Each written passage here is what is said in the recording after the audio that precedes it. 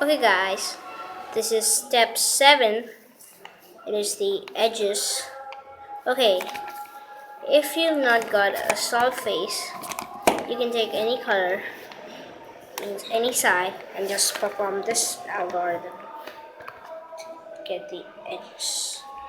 F F U U L L R I F F L I R U F. Okay, F. There you go, you solved it. If you have done that,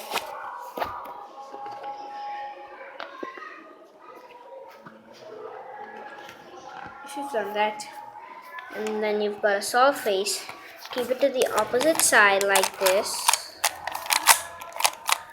See, I've got the solid face. I'm keeping it to the opposite side, and if the edge needed to be placed is on this side, then perform this algorithm.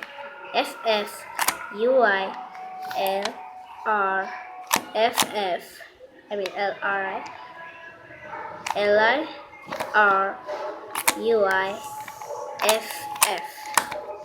There you go. You solved it. That was the last step to solve Rubik's Cube. It's very easy indeed. As I made my video to also make an origami Rubik's stand,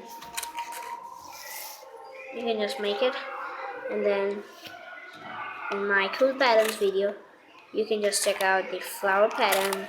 It looks something like this, and then if you put it on your Rubik's stand, that looks cool. Let's see. It looks cool, right?